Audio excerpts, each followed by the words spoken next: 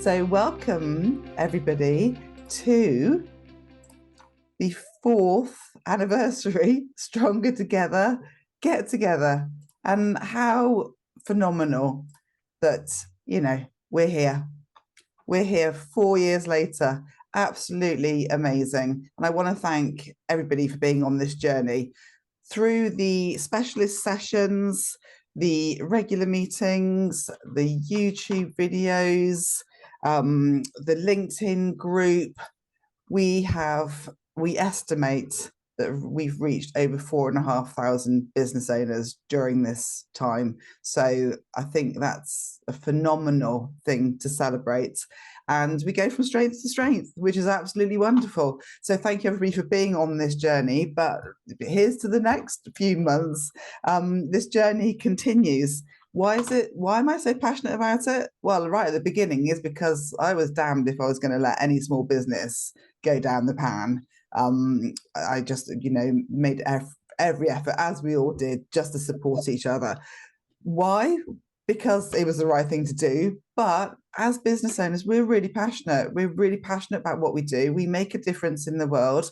And that's individually. Collectively, we can support each other to make even more of a difference. So that's why I'm particularly passionate about it, and have absolutely loved the generosity and the help and the support that everybody in this group has given to each other. Is just absolutely phenomenal. And one of those greatest givers of her time, without doubt, has been Tory. She has run so many sessions for us and helped so many people and given so much of her time. And she also, in those days, 4 years ago, was helping people left, right and centre. So it's an absolute joy, an absolute right thing to have Tory back here today to be helping us even more. So thank you, Tory, for joining us.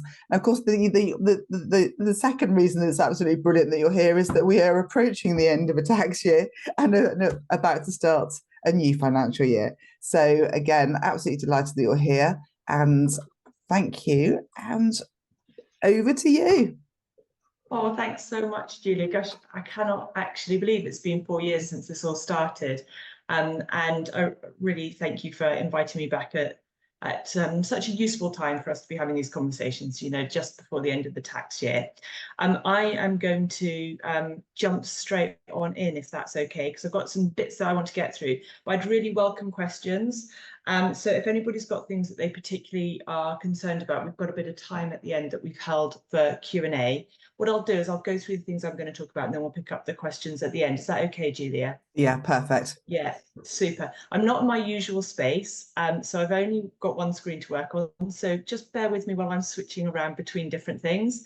And hopefully this is all going to work just fine. Give me one moment. I'm going to just start sharing my slides so that you've got them in the background. They're not going to give you all of the information that you want, but hopefully they'll just keep us all on track. So if you just give me one moment. Lovely. And whilst you're doing that, Tory, I'd just like to welcome Nikki, Alison, Julie. Lovely to see you guys. Thank you for joining us. And Francis as well, and David and Sarah. So lovely to see you. And brilliant. We can see your screen, Tory. Are you seeing my screen as just my normal slides, or are you actually seeing it as a slideshow? We're seeing the slides on the left-hand side and then the slide on the right-hand side. So, yeah, we're seeing what's coming up next. Let's just see if we can all go away, go away. Can you see what I'm hoping you can see now, which is just the slide? Yeah. Perfect. Just the slides. Okay. Super duper. So welcome everybody. I'm calling today's meeting, if you can see it, Roots and Shoots, finishing the tax year strong and starting the new tax year well. Question for people in the room to think about, maybe drop some of this into the chat, but I talk to a lot of business owners, and over the last sort of couple of months, the things I've been hearing from them are they're feeling a bit of cash flow pressure, feeling a little bit wobbly, a little bit concerned about what's going on in the outside world. And for some people, we're hearing that their sales pipeline is starting to dry up. And these kind of conversations come to us as accountants because we're often the one advisor that a business has, and we are here to listen and to give some advice. So if you're feeling any of those things right now, please don't feel alone. You know, this is part of why we have Stronger Together, is so that we don't feel like we're business owners out on our own. But there are plenty of other people who are having this conversation with me as well. So if you're looking out into the world and thinking everyone seems to have this stuff nailed, they haven't. Don't panic. And I'm here to try and relieve some of those worries today. So the spring budget. We had a budget in March. You may or may not have noticed it wasn't particularly exciting. But the things that came up out of the spring budget that I think as business owners we should be keeping an eye on are, well, the top line really is the drop in the national insurance rate. So if you've got employees, they are going to be paying no longer 10%, but 8% in their national insurance contributions. And the same if you're self-employed. So that might really start to help from April. I think that's probably one of the main things that you're going to see helping your employees. If you're a business owner, don't be confused that the cost of employing people is going to go down. Employers' national insurance contributions, those are the ones that you pay as a little perk of being able to employ people, have not changed at all. So we had some people thinking that, well, this 2% drop was going to affect them as employers. It's not. So we haven't got much joy coming out of that change in the budget. There was also some conversations in the budget regarding the change in the basis period. So for those of you that are self-employed, that's definitely something you want to have a conversation with your accountant about. It really means that if you're a self-employed person and you don't make your accounts up to the 31st of March or the 5th of April, you're going to have to. It's all going to change. And it's going to be a little bit complicated. So you just want to make sure you take some advice. If you're self-employed and you're doing your own accounts and you don't have anybody to talk to about those, just pick up the phone to me. One of my team will very happily give you like the top line of what you need to do next for the basis period reform. So we've got the national insurance change, the basis period change. We had a change in the child benefit situation. So for those of you that do receive child benefit and you have been stung by the high income charge, so that's if you earn over £50,000 or your partner earns over £50,000, you have to give some of your child benefit back.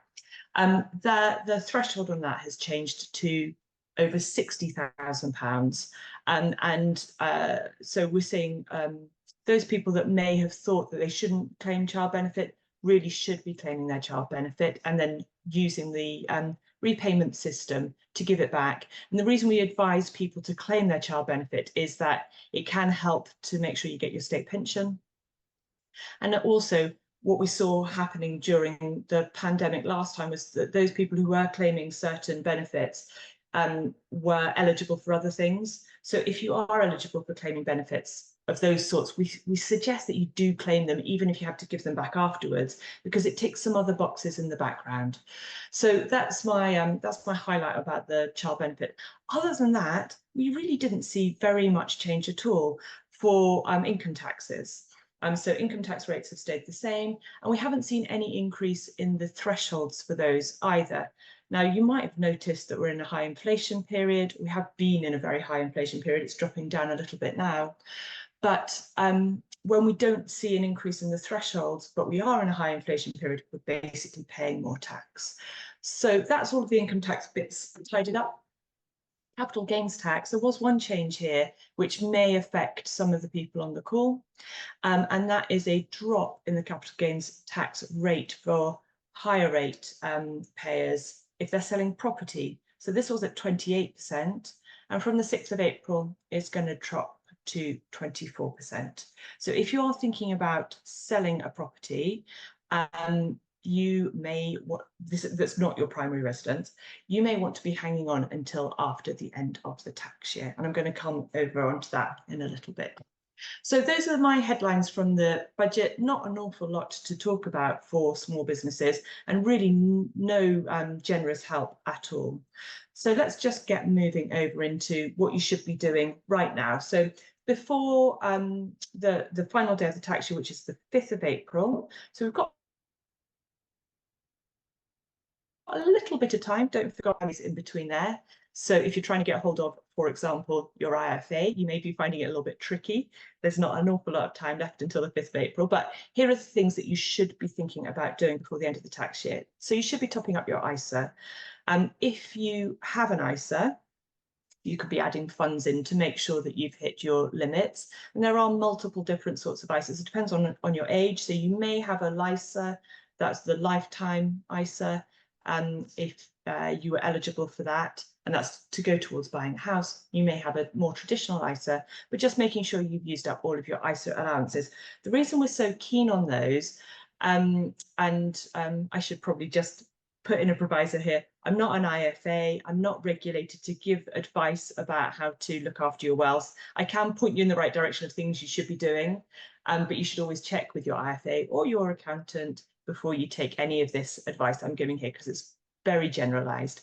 But it's always a good idea to put your money into your ISAs, wherever that then gets invested, because the money that comes out of it is tax-free. And with such a high tax burden just at the moment, that's a real bonus, especially if you're a higher rate taxpayer. So making sure you've topped up your ISA. You want to review your capital gains tax position. And I'd always do that before the 5th of April. One of the reasons we would say to do that right now is that the capital gains tax-free threshold, which is £6,000 at the moment, is going to drop to £3,000 from the 6th of April. So if you are thinking about selling shares or any other kind of assets that you might have that are quite quick to liquidate, and you are trying to use up your capital gains tax free parts, then you want to be making sure you do that before the 5th of April. After the 5th of April, so in the new tax year, that's going to be £3,000, and that has come down from about 12 and a bit thousand pounds quite rapidly, that threshold. And I would assume that may carry on, or it's going to sit down there at the 3,000 for a while. So really make the most of that before it disappears. Number 3 is to be making pension contributions. So we've had a change in, we're always fiddling with the pension rules. It's very confusing, but we've had another change in the pension rules, which means that you can put up to £60,000 a year into a pension, and the lifetime limit of how much you can have in your pension before you get taxed on it has been removed. So you may have remembered there was quite a lot of talk in the news about GPs deciding to work less hours because they were going up above this higher lifetime allowance for their pensions. That has all gone away. So if you did have that in your mix of thinking, gosh, I can't put anything more into my pension because of the lifetime allowance, that's no longer the case. You should definitely be taking some advice from an IFA if you're in that kind of region. But if you've got access to your own personal pension, and it's easy for you to do so, making sure you top up and you use your annual allowance on that is definitely worth doing. Difference between the pensions and the ISAs. So ISAs, the money comes out of them tax-free. Pensions, your money goes into them tax-free. So those are the two differences, which is why it's really nice to have that mix in the bag, because it's sort of hedging your bets about what's going to happen with the tax regime. So if you've got a nice mixture of pension and ISA, you're hedging, is the tax regime right now going to be better than the tax regime when I need to take the money back out again? So it's really smart to use the two together. Just having a little check-in, number 4, on your national insurance, and being aware that the national insurance rates are going to come down for self-employed people and for employed people. So just getting that into your mix. And then my number 5 tip of things you might want to just explore is the pay as you grow scheme. This was specifically for those of you that took a bounce back loan during COVID. I had a talk, I'm sure, on here telling people how to go about doing that back in the day. And the pay as you grow scheme allows you to 3 times during the lifetime of your bounce back loan to put off making your payments. Now, your bounce back loans were at very, very low rates. When you think about where mortgage rates have got to now, your bounce back loans were around the 2.5%. So if you've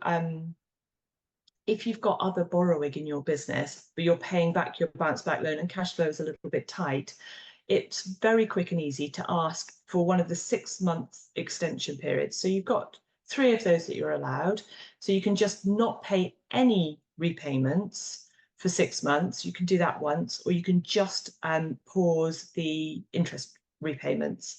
And so if you log into your bounce back loan accounts, that might be with your bank or with another lender, and apply for pay as you grow, that can just give some breathing space. Now, with inflation running as it has been, if you put off paying back your bounce back loan for a little while, the value of it is being eroded all the time. So it's actually really sensible with such a low interest rate to push off paying that back in favour of investing in your business, paying back other loans, dealing with something which might have a very high interest rate. So definitely go and investigate the pay as you grow scheme. So those are my top 5 things that you should be doing right now. Let's just pop over next as to what you should be looking at after the 6th of April. So your basis period reform, this is for you that are self-employed, particularly, is just to check if you've got an offset period.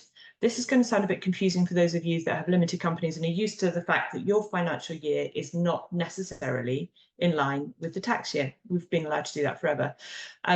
The sole traders can also choose when they make their accounts up to. And it's normally to do with when they went into business originally. So, for example, they could have a tax year, they could have a financial year end of the 31st of August, and that information then gets translated onto a tax return that covers the normal tax period. And what the government have said is that's a bit mad, which it is, it's quite complicated. So what we're going to do over the next year and a half is get all of those people in line with the tax year. And that means there's going to be some maybe having to do 2 sets of accounts for one tax return, and you may be having to look right back to when you started your business and getting into overlap relief, which is really technical accountant stuff. And you're probably going to need a little bit of help to find out what overlap relief you've got and how you can use that going forward. So what to do next line of this is don't try and work this all out on your own, get some help. So reach out to your accountant, reach out to us at Panthera. Vicky on my team has been doing self-employed accounts for many, many years, and she's got lots of experience in this. So we'll be helping people through this as well. So just keep an eye out on the sort of help that you can get. So that's the first thing for those of you that are self-employed. The second thing that I think is really important to do at the beginning of a new tax year is to review your reports. And what I mean by that is take it as an opportunity to look at the kind of reporting that you're getting financially, and making sure that it's still fit for purpose. So you might be running your own reports out of Xero, for example. So you might be running a profit and loss and a balance sheet. It would be really sensible to take a look at that and say, is this giving me the information that I want to be able to run my business as well as I need it to be? Is it taking me a lot of time to put it into a spreadsheet maybe and jangle it all around? And could I have another eye on it? So, for example, we often at this time of the year take a look at clients who are just looking at their P&L and say, well, it's really useful that you can look and see how your business did last month, but what did you want it to do? And have you got a target in there? And one of my top tips is if you're using Xero, there is tucked away something called the budget manager.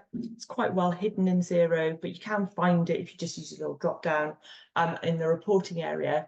And your budget manager is where you can put your budget into Xero, and then when you're running your Xero reports back out, it's going to tell you how you did against your budget.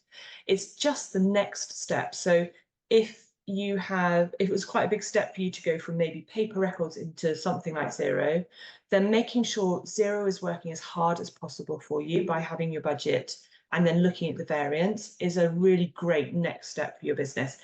It doesn't have to be Xero. It could be QuickBooks, it could be Sage.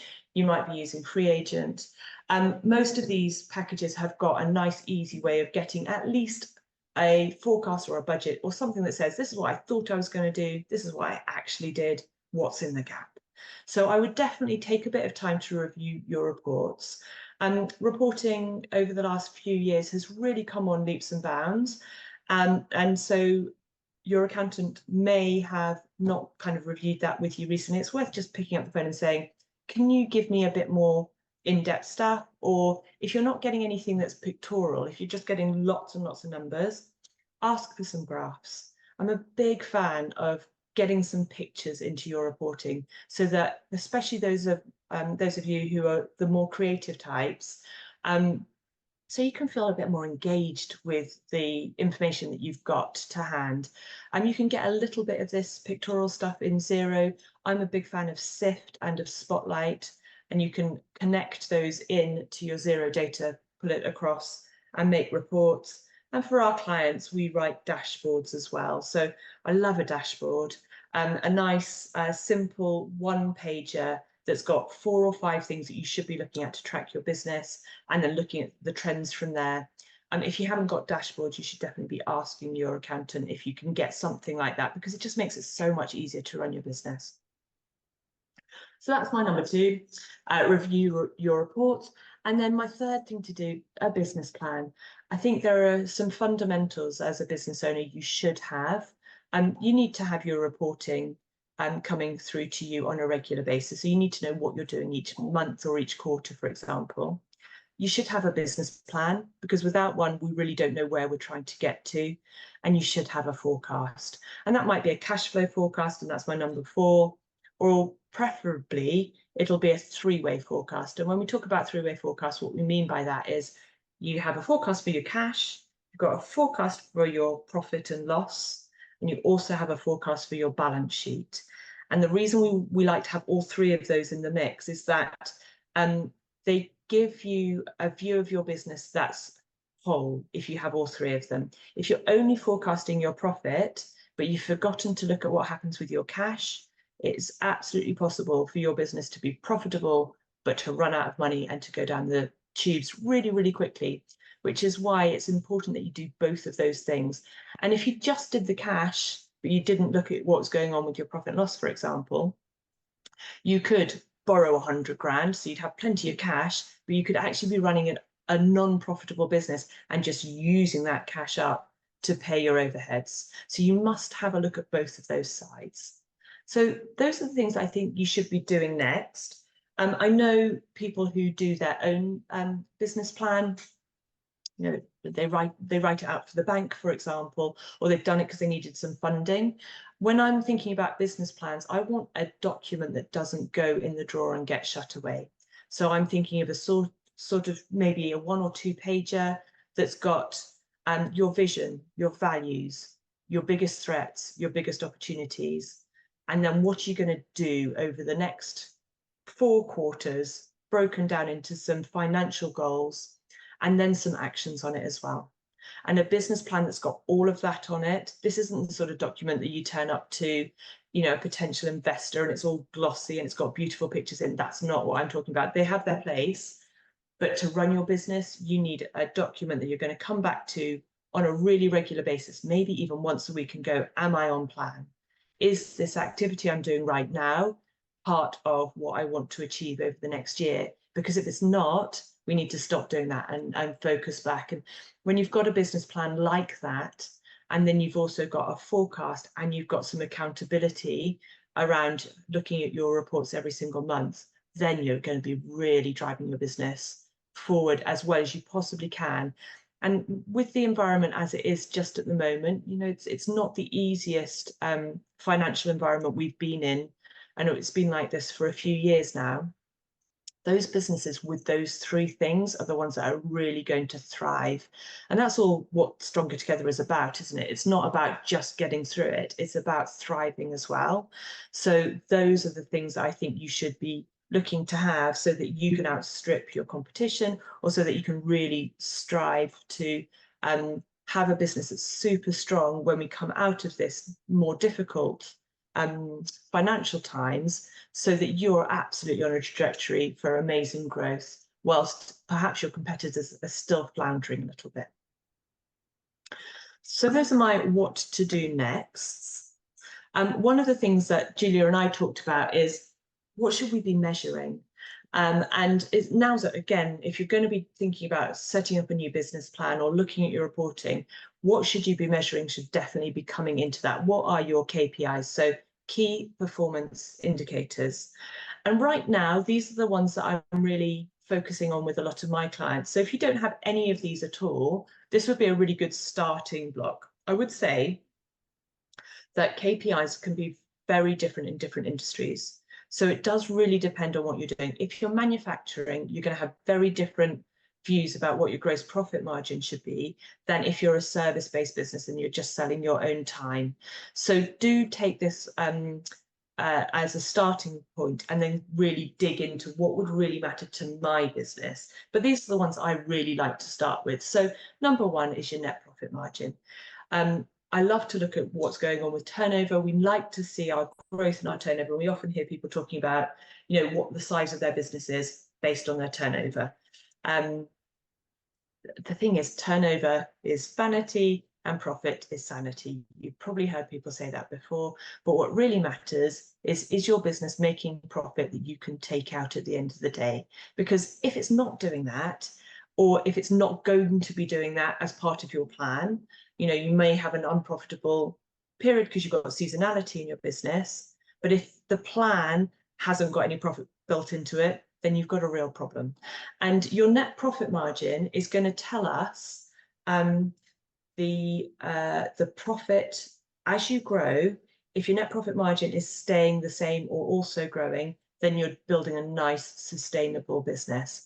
If your net profit margin starts to get smaller and smaller, even if your turnover is going up, it's a bit like having a canary in the mine. It's there to tell us that there is something wrong in our business model, because our net profit margin should not be being eroded whilst we're growing our turnover. It means our costs have gone up too much. It might mean we've got too many people in the business. It might tell us something about what's going on with our gross profit margin. What I mean by that is that if we're selling coats, for example, we may be buying buttons, and the cost of buttons has got too big in that cost of sale line, and that's changing your gross profit margin. So your net profit margin can also tell us about something that's going on up in the gross profit area as well, which is why if we're going to pick out one of those margins to keep an eye on, it's the net profit margin every time. I'm seeing this across my client base is a place of danger for a lot of people, especially over the last year. A lot of my clients rely on software. It's quite a big part of their cost, and I've seen software costs really skyrocket over the last 18 months or so. Software suppliers don't tend to come and have a really nice conversation and send you here's a new proposal and are you okay with then sign it off. They tend to send you an email to say your prices have gone up, and that's pretty much it. And maybe we can learn some stuff from them. They do it regularly and they do it pretty quickly. And you probably don't change because they've got you on direct debit, or they've got a credit card tucked away that they can just claim against. And you get used to that change really fast. We've seen it with Spotify and Netflix just as much as we've seen it with maybe Microsoft licensing. So having a little check-in on what's going on with your overheads is a really smart thing to be doing. And your net profit margin, if you're checking that every single month and you see that being eroded, that's one of the first places to go and have a look at. I'm going to talk a little bit about the other fundamental part of that, which is pricing, in a little second. So my number 2 is debtor days. This one's a real killer, and we've definitely seen this increasing across our client base more recently as well.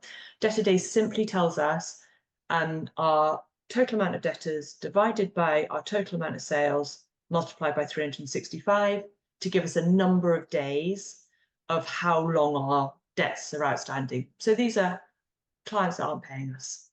And when we see our debtor days starting to increase, it tells us a few things. It might tell us that we've suddenly upped our turnover. Sometimes that can have an impact, but more usually it's telling us that our clients are being a bit sloppy with their payment. And what we don't want are debtor days to get longer and longer, because as debts get older, they get harder to collect. And the likelihood is that the very oldest debts you're not going to be able to get in. That's money that you should be in your bank account, so it should be helping you with your cash flow. It's for work that you've already done, so you might have paid people to do it. And there's really no reason for debtor days to be more than 30. If you are working with really big corporates, they might dictate the terms to you. So they might say, we pay everybody on a 60-day term, and that's just how it is. It's still worth, even if you've been told that, having a conversation and saying, do you have any special dispensation for working with SMEs? I'm finding more and more corporates, as part of their sort of social impact stuff, are starting to say, actually, it's really unacceptable to say to very small businesses, you're not going to be paid for 90 days. And it's surprising how easy it is to have those conversations with somebody whose job it is within a big corporate to look out for their supply chain. So don't assume that just because you've been told it's 90 days, it means 90 days. There may be ways to get paid faster than that. So definitely debtor days. If you're struggling with debtor days, you can reach out to somebody like Nikki Kinton, who does an amazing credit control service. That your accountants may do this for you. Sometimes it's really useful to have somebody else at the end of the phone to pick up and say to a customer, you're behind, you need to make a payment. The third KPI that I'm really keen at looking at the moment is your cash buffer. This is sort of generic terminology that I use to say, how much cash have you got in the bank that will cover your overheads, and for how many months can they be covered? Pre-pandemic, we always used to say 3 months of cover for your fixed costs should be absolutely fine. That's a nice sustainable model to run. Post-pandemic, maybe it's a few more. So sometimes we're saying up to 6 months, depending on the size of your business. You know, for some people that might be a massive chunk of cash that's tied up. So making sure that it's in a high interest account, and so that you're actually making some money on it was really important. But making sure that you do have that cash buffer figure and you're keeping an eye on it. Again, with the erosion of the value of money, so we've got high inflation, and if you've been in business for a little bit longer, like I have, the thought of having £50,000 tucked away in the bank, which used to sound like an awful lot of money, is probably not worth as much as you think it is. So just have a sense check about, what's my overhead base? How much does it cost me every month to run the business? And have I got at least 3 months of that put away?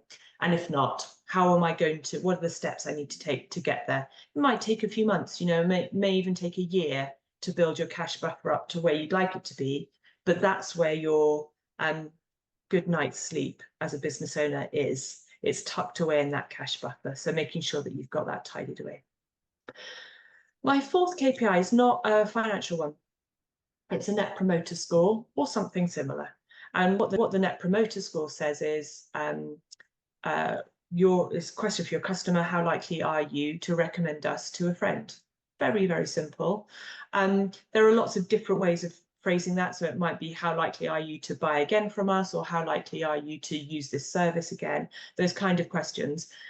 But doing that and not just doing it once is the KPI that I like to have here. So on a regular basis, finding a way of checking how happy your customers are with what you're doing and keeping that up to date.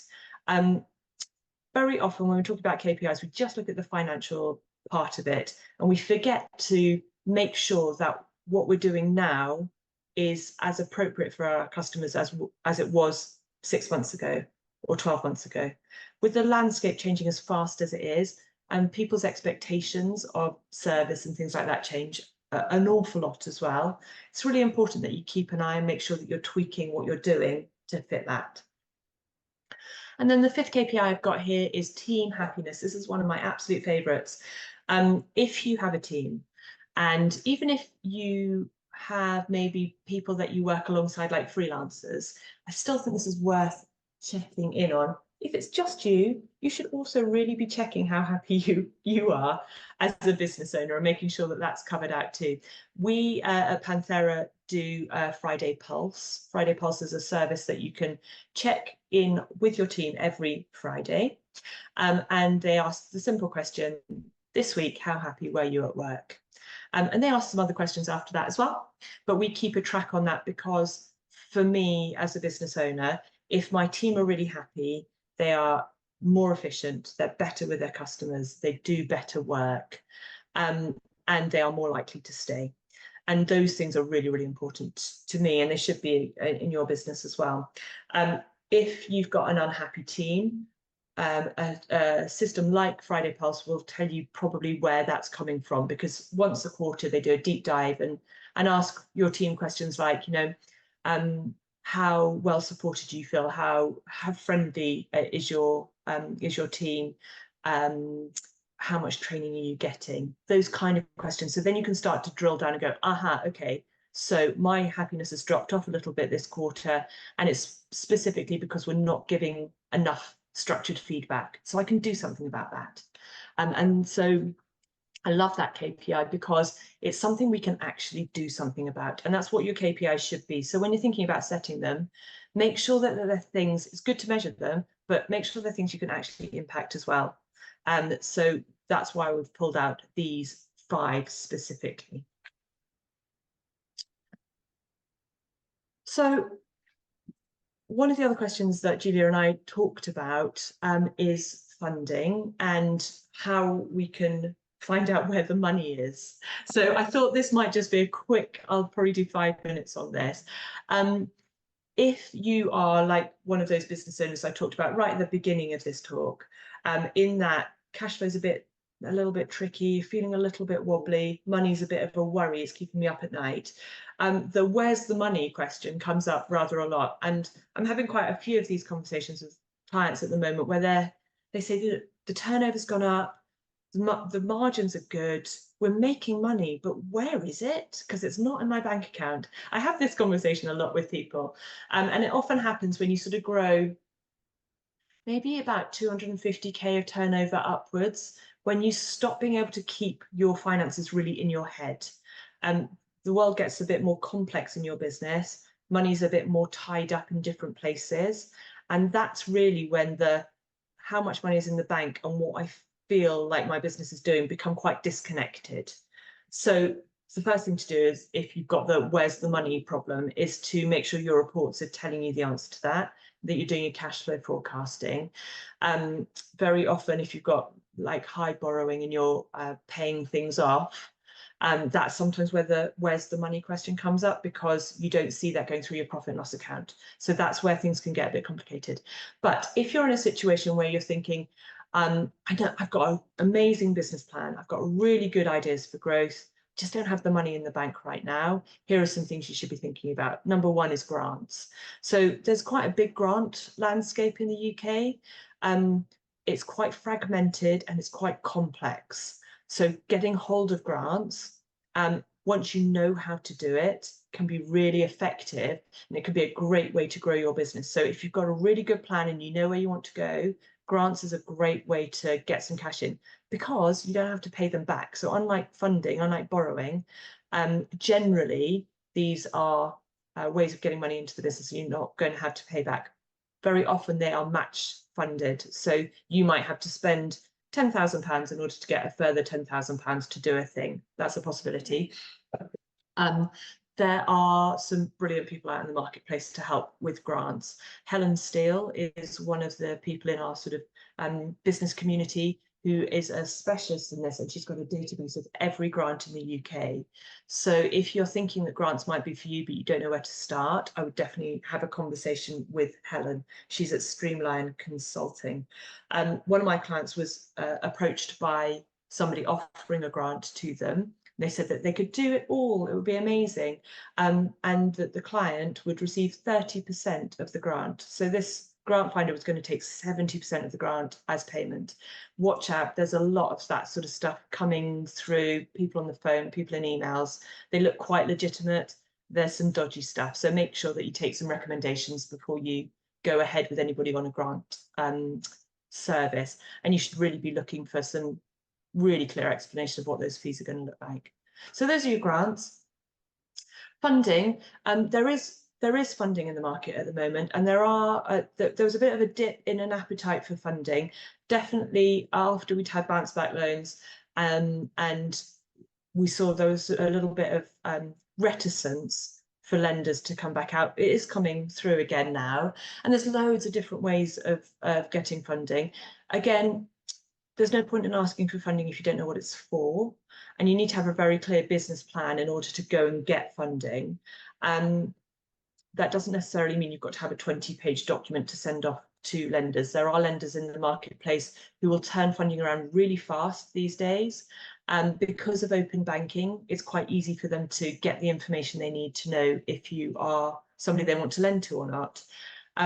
When we're looking at funding with clients, we use a broker that looks at a large part of the market, about 120 lenders now they go out to. But one of the things that they always tell us to do first is to have a look at the credit report for the client that we're talking to check what their credit rating is, because it is possible to improve your credit score quite quickly before you apply for funding, and therefore get a reduced interest rate on that basis, or get better terms. We've got a service that we've got that we can share with our clients and with non-clients as well, to improve credit scores. So it basically goes into the back end of Experian. It's partnered up with Experian, and it rewrites some of the information. So by applying something like sending in some management accounts that are up to date, or putting some draft accounts into the data, because Experian just pulls from what's been published. So for example, if you have maybe you've got a December year end and you're applying for some funding now and you haven't filed December 23 yet, all of the information they're looking at is December 22. That's a long time ago if your business has grown in that period. So what you can do is get into the back end of Experian, add in that extra data, and it improves your credit score. And our credit score service that we use is a paid for service, but if it doesn't improve your score, you get your money back. So it's a bit of a no-brainer if you're looking for funding. A couple of other places that there is still money on the table: R&D tax credits. So this has taken a massive hammering in the last 6 months. HMRC have opened a whole department looking into R&D tax credits, and there has become a massive backlog of them being checked. So I say this with some caution. If you have a genuine research and development business, if you are genuinely doing something that's innovative in your field, there is still space for an R&D tax credit claim, and it will still get through if you do it with the right kind of people. So you need to be using a very reputable R&D firm, I would suggest. HMRC do look at who's been helping you, and if you have used one of the slightly dodgier guys, you're going to get checked more often. I'm absolutely certain of that. But for the right people, there is still money being given out by the government for R&D. So don't assume that because it's being looked at, it's off the table completely. It is still there. I don't know how much longer it will be, so it might be something worth considering now before it does get taken away. And my fourth one is pricing. It's the simplest actually on the list. A lot of my clients come to me and say, oh, where's the money, Tory? I don't see it. And we go through their business model, and it's really obvious. All of their costs have gone up. All of their freelancers have gone up. Their overheads are up, and they haven't changed their pricing in 5 years.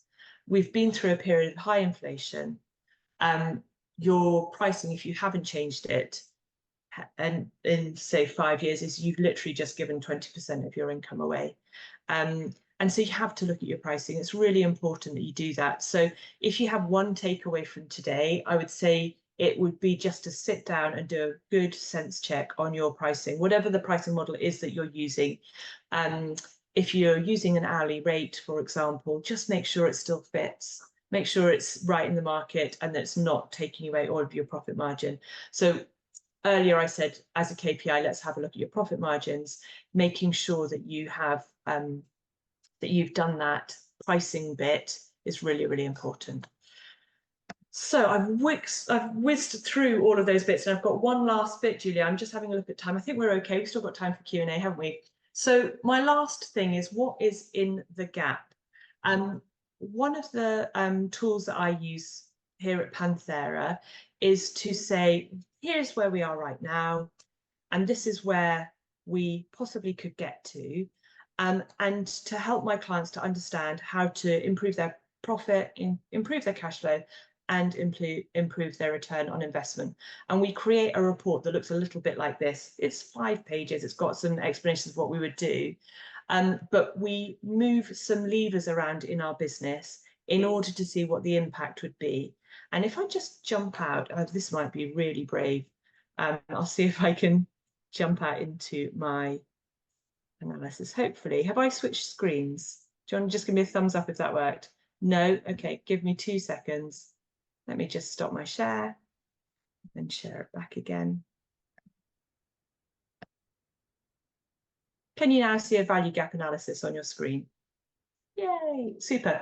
So this little tool, which I absolutely love to use with clients and non-clients actually, we put a few inputs in. So we take some information straight out of your management accounts, drop them in. I've just done you a dummy version here, which is got some sales figures, some cost of sales, and some overheads in.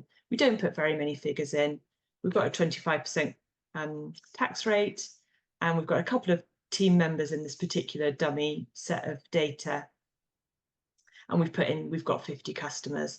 And then we play a game together. And what we do is we come up into our cash conversion and we say, okay, what would happen if we, rather than it taking 44 days for our debtors to get paid, what would happen if we collected them a week earlier? And we just pull some of these levers so we can just change things around. I come down, for example, into our profit and say, okay, let's just increase our retention rate by, maybe we'll make that 6%. What would that do over here to our profit and loss account? And we can move those little levers around and see that, for example, if we changed a few of these figures up, we increased our average transaction value by 5%. So another £125 every time we make a sale. The impact over the year would be £10,000 in profit and £7,000 in cash. And it's a really useful way of us getting our heads into what's the possibility that we've got here and what would we need to do to get there. So we often do this little thing before we then go in and make a business plan. And I thought I would just share that with you, because if I stop sharing and come back to my screen,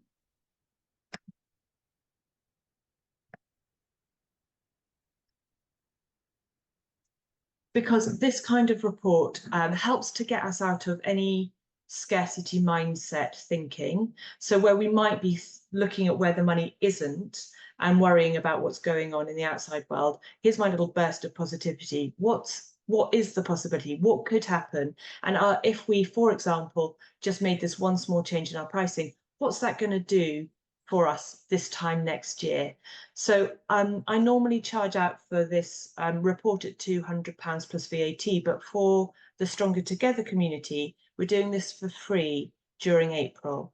So if anybody would like to get a copy of their report, there's a bit of pre-work that we send out to you. Send a little questionnaire and ask for some information. Then one of the accountants at Panthera, somebody who's got loads of experience of dealing with these kind of things, will run some numbers, make some suggestions, and pop it back over to you, just as a kind of a way of having a lovely spring-like conversation about your business. Where are the shoots here, and what could we make possible for you over the next year? So that's my what's in the gap. Oh my goodness, Tory. Thank you so much. Amazing session, amazing. So a huge thank you to Tory, and again, thank you for the very generous offer. Thank you to everybody for joining us today. I think it's been a perfect way to celebrate 4 years of Stronger Together. The next session is on the 8th of May. Melanie Green, the psychologist, will be joining us to help us make the most of ourselves. So one not to be missed there as well. So thank you, Tory. Thank you, everybody, for joining us. Enjoy the rest of your day, and hopefully see you soon.